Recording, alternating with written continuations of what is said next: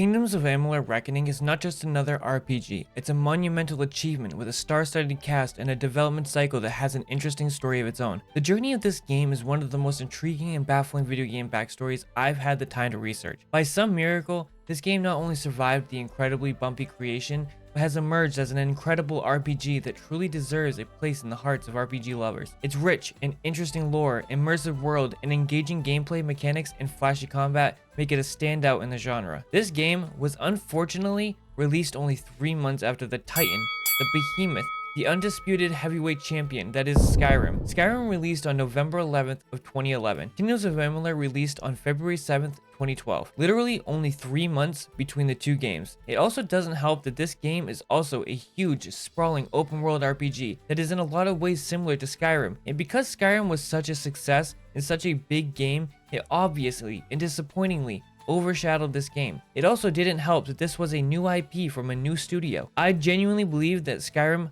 possibly contributed to decreased interest in this game. However, ignoring that fact, this game still has some serious flaws inside this diamond encrusted exterior. I don't want to sugarcoat anything. I absolutely love this game.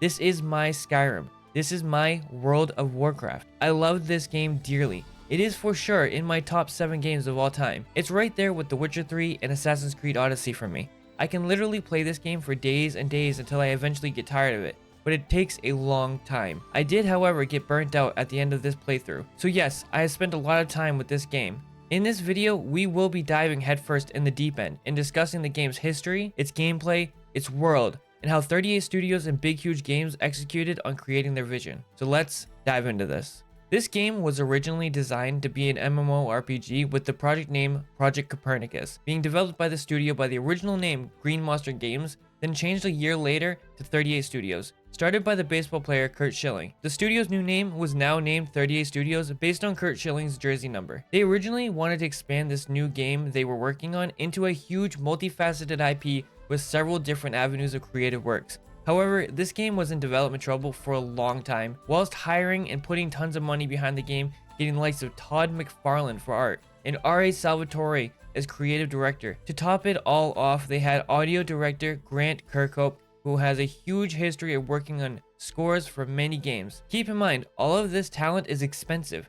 Sadly, the development of this game wasn't going very well. The ideas were just not fleshing out the way they wanted them to. They then decided to acquire a game studios by the name of Big Huge Games that was also developing their own RPG project named Ascendant, with the help from Ken Rolston of Elder Scrolls fame. The two companies, with their unfinished and faltering projects, took the ideas from both games and merged them into the Amalur world. They scrapped the MMORPG idea and took a lot of the work from Ascendant and a lot of the work from Copernicus, and then it went on to become a single-player focused game to which became the game we now know as Kingdoms of Amalur Reckoning. In 2012, it was released on both PS3 and Xbox 360, which is where I played little under half of it for the first time around in 2015 and fell in love with the world. I sadly only played half because I played so many hours and left the game running on my OG Xbox 360 for so long, it red ringed on me.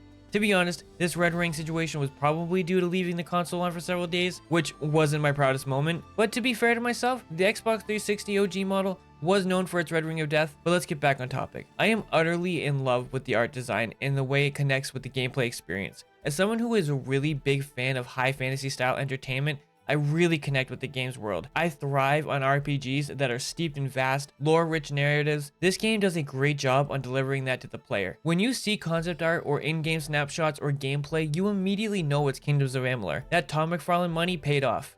Until it didn't. In a twist of fate, this game's development was done in by bold moves and risky stakes. During its development, the team relocated to Rhode Island, landing a hefty $75 million loan from the state of Rhode Island, with hopes pinned on the game's success to repay the debt. However, even with the backing of EA's publishing and advertising, the game struggled to garner much success. 38 Studios, a year later, after all DLC was released and the money dried up, 38 Studios were shut down. The game then sat dormant on last-gen hardware with no support in sight until one day in 2018, an announcement from THQ Nordic that they had purchased the rights to Kingdoms of Amalur, along with many other IPs. They then later announced that they were interested in a re-release of the game, but needed permission from EA to do so. At the time, THQ Nordic Reinhardt had claimed to be a fan of the game and wanted to see it have prominence in the modern gaming market.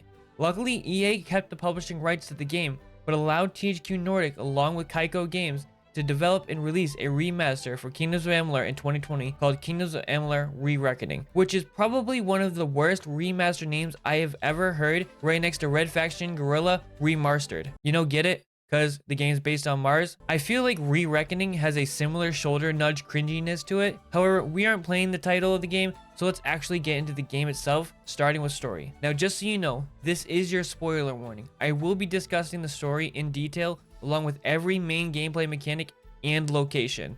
You have been warned. You are the Fateless One. You will create your own character and choose your race between Almain, Varani, Losalfar, and Dalkofar, which is 2 different elves and 2 different humans, so not much choice. You then customize your character, choose your gender, and the game begins. We then learn we died once before and were resurrected in the Well of Souls with no memory of our past life. In Amalur, everyone has a fate that is predetermined and is foretold to people by fate weavers. You, however, do not have a fate, and have the ability to change fate and mold into anything you want and can change the fate of others. Throughout the game, you will meet people and ally with other factions and characters. The main goal of the game is to fight against the Tuatha and go against their commander Gadflow, the leader of the Winter Fae, who at first doesn't seem to have a clear plan until very late in the game when you discover he was given power from Tirnoch to take over the Winter Fae and wants to bring back Tirnoch. Gadflow is basically just a puppet of a much more evil and powerful being. The Tuatha are the main enemy of the Fateless One. The Tuatha as well were corrupted by the one and only Tirnoch. For a good portion of the game, you don't really know much about Gadflow or Tirnoch. It's the second half of the game where you learn most of this. You don't find out how you died until literally the last mission, even though Alan Shear knew the whole time. Your death is made reference a lot, and throughout the game you question if you are on the good side of the story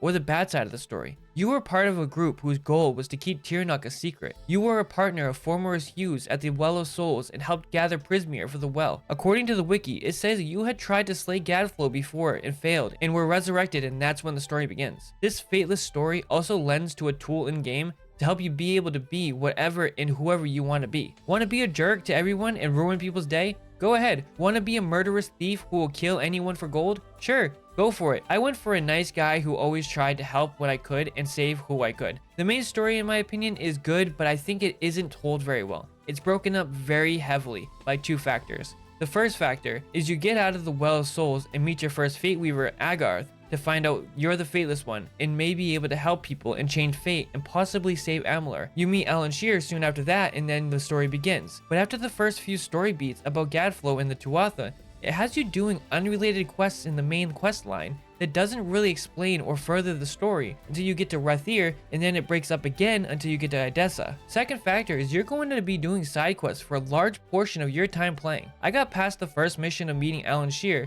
I then hit level 10 and started working on faction quests, which are basically their own self-contained stories that slightly connect to the main plot, but not by much. Also, when you hit level 10, it's the best time to do the DLC content so you're not too over-leveled. So by the time I was done with all of the faction quests and DLC, I genuinely forgot who anyone was. I forgot who Alan Shear was and why I was helping Agarth. I spent 20 hours away from the main story and was genuinely lost to the plot. But thankfully, when you get to Melstring Shear, you get kind of a refresher on the story. However, during the castle siege, there was a character death, and I had no clue who they were and why I was supposed to care about their death. Now, to be clear, she is met when you do the Windstone quest, but I had done so many quests in between that, I had forgotten who she was. Putting everything I just said about the main quest story being extremely segmented, I still think having that freedom is to this game's benefit. I had so much fun doing the faction quests and other random interesting side quests. Most of the good stuff I think is found in those side quests. A great example of why I love the side quests, there was a side quest in the very early game called Tangled Web in a town called Canarok. I started the quest right when I got there, but I got distracted with other seemingly more interesting quests and moved along, and about 3/4 of the way through my playthrough, decided to go back and finish a few side quests. In this quest, you go into the town and they have a spider infestation, and so you kill all the spiders. Then the town leader thanks you and asks you to meet him outside of the town. He will ask you to go find a guy called Barton because he wants him dead so he can remain in control of the town. So you go find Barton and you get the choice to either kill him or you can spare him. I felt like it was wrong to kill Barton, so I spared him, told him he was betrayed. We then go back to the town and you receive a key to a house. I was so mad at myself because I literally could have had a house in the game, the whole time, but because of the freedom of choice, I missed out on one of the first houses you can get in the game. Now, just to be straightforward, this is not the only house you can get in the game, but it is the first house you can get in the game. I truly don't think that this is a bad thing. It just shows the depth at which the game goes for side quests. Most RPG games, the side quests are basic fetch or kill quests with little to no substance. The side quests in this game usually offer a deep story with multiple layers and a fun mission to play through. The same goes for the faction quests in this game. These faction quests are deep and long. They each are about 4 to 5 hours long and have a great story to them.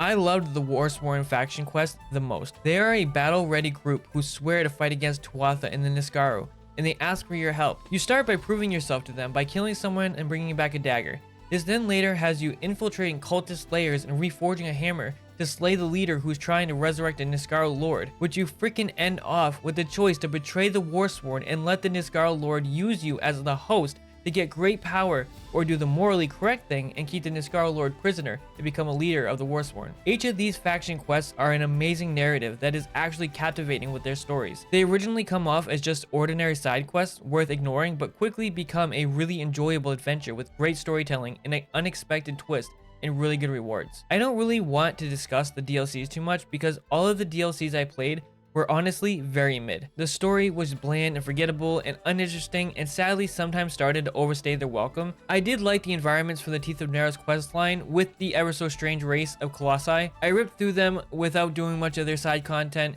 due to the fact I just wanted them to end. I so badly wanted to go back and continue the base game's content, which is a perfect segue into the next topic. I absolutely love the world and environments this game offers. The Phalanx are a gorgeous world. There's a wide variety of areas with the whimsical wispy trees of Delentarth, wide open desert areas of Datar, along with the wide open flatlands of plains of Irithyll. And I love the dark, wet, and doomy land of Clyricon, with its gigantic trees and vines and wet marshy areas inside. The whole world is beautiful, and I think it was lovingly crafted with a lot of personality. I think each biome is very distinctive, and whilst playing through the game, the world has a really good sense of progression. But when going back to older areas, it doesn't feel like you're stepping backwards into beginner's territory. It all feels cohesive and also lived in. There is a slight bit of level scaling that helps keep areas fresh. Each big town like Edessa and Rathir feels like a real town with bustling businesses. However, you feel the limitations from the size of most towns in the game. Edessa is the biggest town, but also feels a bit empty in some areas. I love the town of Issa with its feeling of being overgrown with heavy use of greens, trees, vines, and flowing rivers. You feel like you're really seeing the home of the Summer Fae. What good is all of that if the other mechanics in this game suck? This is a deep RPG with lots of mechanics and some of the best combat this side of the RPG genre, with heavy customization and deep progression. So to backtrack, we again are the Faithless One, which also means we are a blank slate. We can be a swift talking sneaky thief, or a big heavy armor wearing big hammer swinging tank, or an archer who is great at lockpicking. What about a mage where you are amazing at alchemy and sage crafting? I went with a might based tank who used a long sword as my main and a hammer as my secondary, and for skills I specialized in blacksmithing and sage crafting, and pumped a bunch of stats into detect hidden and dispelling, and I'll explain why after discussing what these skills do. The level cap is level 40, but with the Fatesworn DLC, the level cap is 50. There are 9 skill sets you can level up, but will only max out like 2, maybe 3, depending on how you level things up. There is alchemy, blacksmithing, detect hidden, dispelling, lockpicking, mercantile, persuasion, sagecraft, and stealth. Alchemy is the skill to brew potions and collect reagents, and reagents are like plants and wild materials you find in random locations around the world. At first, you have a small chance to harvest reagents, but the higher the level, the better chance you have at harvesting reagents. Also, as you level up alchemy, you can brew better potions and use higher amounts of ingredients for your potions. Potions can also be discovered by experimenting or by buying recipes from merchants. There is a large variety of potions you can buy and brew. Health potions from small to large. There's mana potions that fill mana. Then you have the more niche stuff like armor and damage buffs, or a +1 to a stat like mercantile or blacksmithing. There are damage reductions and many other potions. You can also experiment and discover the recipes of potions on your own instead of buying them. Blacksmithing is pretty straightforward, but becomes more complex with higher blacksmithing levels. As your level increases, repair kits become more effective, and you can salvage infrequent equipment, then rare equipment, and you gain the ability to incorporate a greater variety of components in the creation of weapons and armors. You start with only being able to use a couple components, then you can use 3, then 4, and eventually you can utilize gems as additional components, with special stat boosts and buffs. When you reach level 10, you acquire the capability to forge master crafted gear. I absolutely adore crafting systems in games, and this one takes it to the next level compared to a lot of other games. Crafting your own gear not only gives you superior equipment, but also opens up a world of insane combinations. Imagine wielding a sword that not only deals massive physical damage, but also engulfs your enemies in flames, boosts your health, and even accelerates your regeneration. The possibilities are not endless, but extensive. Customization in this game is incredible. I do wish there were more types of gear for crafting. Each class has a set amount of types you can craft. For example, as a warrior might class, you start with iron, then steel, then azurite, then silver knight, then prismere. And if you have the Teeth of Narrows DLC, you get an additional primal gear that adds interesting buffs to your gear. The point I'm adding is that I wish there was slightly more variety because it feels like you craft the same gear for a long portion of the game. There are also exotic type gears you can collect from quests. However, exotic types of gear aren't crafted, they are earned. The rogues use leather-based gears and the mages use cloth robe type gears. Either way though, I love the crafting system in this game, and I specialized my character with blacksmithing, and almost every time I crafted gear, it was better than the gear I could buy or even the exotic gear I earned. Detect Hidden is a really useful skill that helps you gather and find things in the overworld. As the skill level increases, you will be able to find larger amounts of gold when breaking boxes or when looting dead enemies or when finding secret treasure piles. That leads me to the next point. As you level, you get the skills like seeing treasure spots on the minimap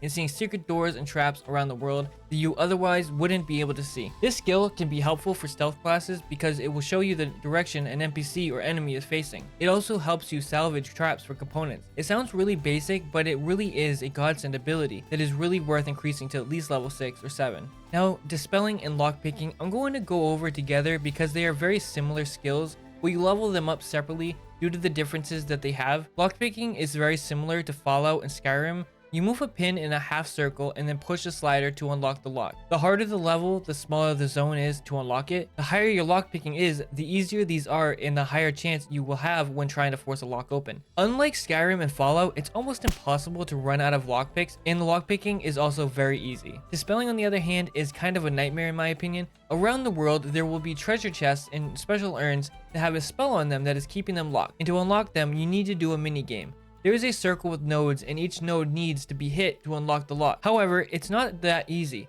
The nodes are on a time limit when you hit them. There's slow nodes, mid-speed nodes, and fast-acting nodes. So you're going to want to hit all the slow nodes the first time around, and then the mid, and then the fast soon after, to hopefully get them all hit before your time runs out. To add to the frustration, there are also dark sigils that, if hit, are automatic failures. Now, why did I call this a nightmare? Well, the worst part of dispelling is you have a huge chance of getting cursed if you fail. I am sorry, but these chests almost 85% of the time are wildly not worth your time. The dispelling skill is supposed to help with that by making them easier as you level up. The second level in the skill thankfully makes it so you have 2 chances to dispel before it explodes. Also, the dark sigils can be removed if you hit level 4 dispelling, so in my opinion, level 4 dispelling is a must. Now, mercantile, I don't want to spend too much time on mercantile. It's a skill that gets you better sell prices when buying and selling gear, and when hitting level 3, you get 15% of what it's worth in gold back every time you destroy your junked items. And level 6 is 30% and so on. I am, however, going to use the persuasion skill to take the time to talk about how there is a deep dialogue system. You can make decisions that affect missions in the story. You have a persuasion skill that you can upgrade and unlock because there will be times when conversations are taking place where it will give you dialogue options to persuade,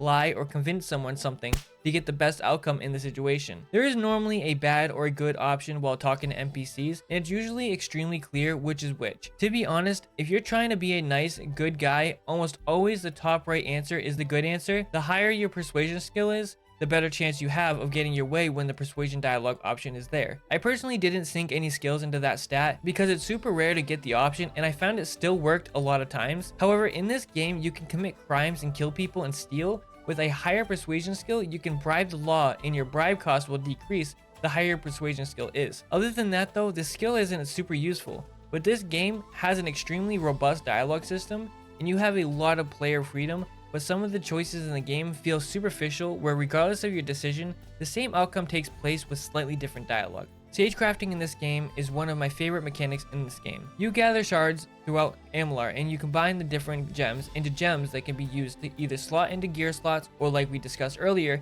can be used to craft gear with special stat buffs. Weapons and armor can have up to 2 different slots, but there is 3 different gems for gear, not including epic gems. There are utility gems, weapon gems, and armor gems, which all do exactly what it sounds like they do. The weapon gems go on your weapon, adding some sort of buff or status effect, like adding more physical damage or adding fire to your weapon. Armor go on armor for buffs and status effects mitigation, like again, more damage mitigation, more armor, and more resistance to fire, poison, piercing, and that sort of thing. Utility can be used to do things like increase armor, or increase health, or increase mana, and health regen. The higher the level you have in sage crafting, the more shards you find and the higher grade shards you find, along with being able to take weak shards and make them stronger by combining 2 shards into 1 stronger shard. If you max this skill out, you can craft epic gems and will no longer need to go to a sage crafter and get your gems removed, and will be able to remove the gems yourself. The stealth skill is exactly what it sounds like. It improves your ability to do stealth. However, stealth in this game is terrible. Most of the game, enemies come running at you with reckless abandon,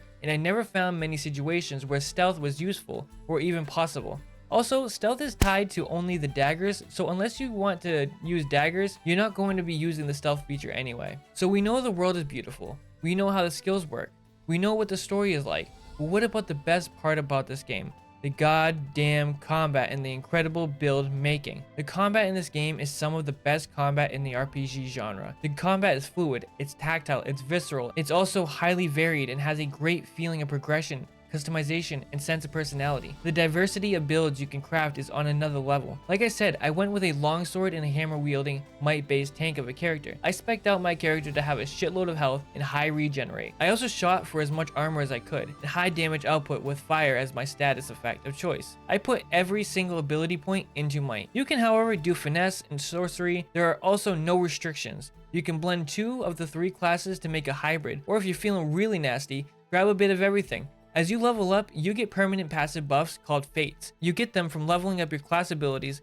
and for finishing certain quest chains. And like I keep saying, I went with the all might class, so I stuck with might based fates that would give me a combat perk. If you do a hybrid, you will get a fate that is also a hybrid with perks to help both halves of your class. The combat is based on blending your primary weapon and your secondary weapon. My primary was the longsword and my secondary was the hammer, kind of treating it like a light attack and heavy attack. Each weapon has a different attack speed and different attack type, and you can blend different abilities and attack types. What I mean when I say attack types is that you can unlock special attacks for every weapon. But first, before I can explain those, you need to understand weapon types and how they work. Starting with might class, you have longswords, hammers, and greatswords. The longsword is the class's faster option, and the hammer is labeled as very slow. The greatsword is labeled as just slow. To make it more simple, think of it as the slower and heavier it is, the higher the damage is. This rule doesn't always work, however, because I was able to craft a Silver Knight longsword that was stronger than a Silver Knight greatsword. Them being both Silver Knight meant they were around the same power level. However, to complicate things a bit more, there is not just, oh, it's Silver Knight, oh, it's steel, oh, it's Prismere, so that means it's this powerful. It becomes more complicated when you add 3 factors. Factor number 1 is each gear type has a quality: crude, fine, regular, superior, mastercrafted, and legendary. This affects things like armor rate, damage strength, and the passive buffs it comes with, and the likelihood it has a gem slot. For example, you'll come across things like a crude Silver Knight longsword or a superior Prismere chestplate. Factor number 2,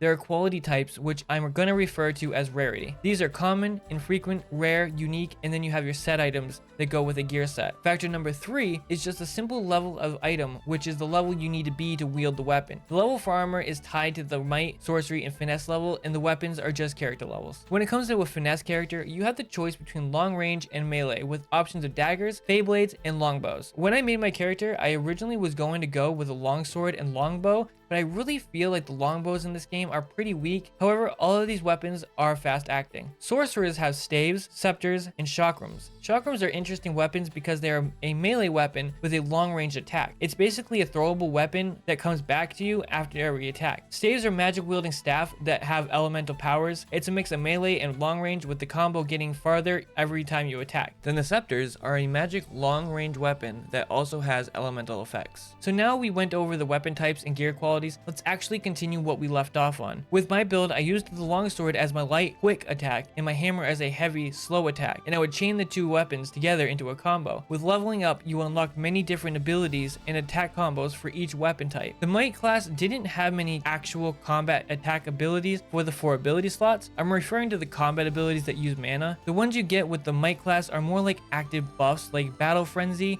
which would make you go into a berserk rage, which would cause you to inflict more damage to enemies with every enemy you defeated. There is also the Relentless Assault ability that grants you a short-term resistance to being stunned or interrupted at the risk of taking more damage due to lowering your armor. I used both of these regularly. Now for actual combat attack abilities, you have abilities like Harpoon that shoots a harpoon at an enemy and pulls them in for an attack, or if it's a larger heavy enemy, it will pull you into them to deal a blow. I found this helpful with attacking flying enemies that always like to run away. The Quake ability I found to be largely disappointing. I just never found it to do much damage, but what you can unlock is things like new combos. For the Might class, there is things like Brutal Weaponry 1, 2, and 3, which unlocks new attack types like charged attacks with your sword or a hammer, or a combo while holding down the block button that does a combo out of the blocking, which is a really good attack that does a lot of damage and stun locks the enemy most of the time. There is also a parry and dodge mechanic in this game, and you can unlock an attack that is tied to those actions. I love the parry mechanic in this game. I felt it was pretty forgiving for people like me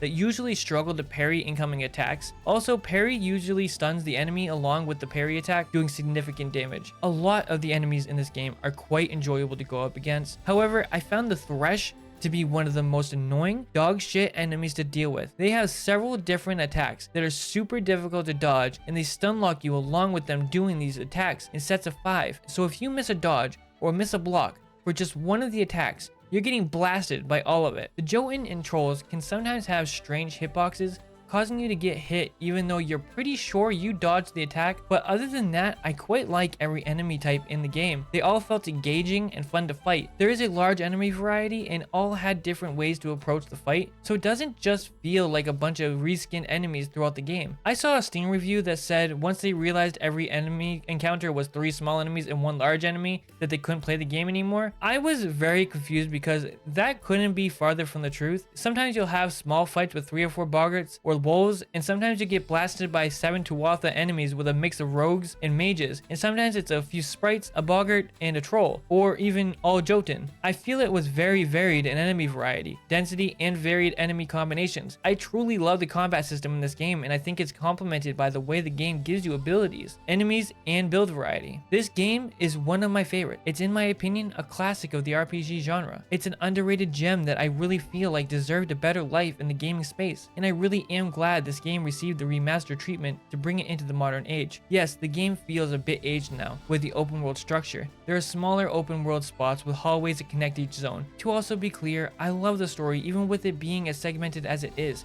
The side content is thrilling and fulfilling. Side quests have stories that can feel as deep as the main quest itself. The amount of factions you get to meet is worth it alone. The world is beautiful and believable. The art direction is one of my favorites in any game, even though some people called it generic fantasy for normies. I really still will stand on this hill and say I love the art direction. The combat is a standout. It feels fluid and kinetic. It flows and it's customizable. Any class you think of, it's achievable. I love the deep mechanics for crafting and much else. The question of the day is Kingdoms of Amalur Re-Reckoning actually worth it? Absolutely it is, and I think it deserves way more love and attention, and I hope to the high heavens we get a sequel.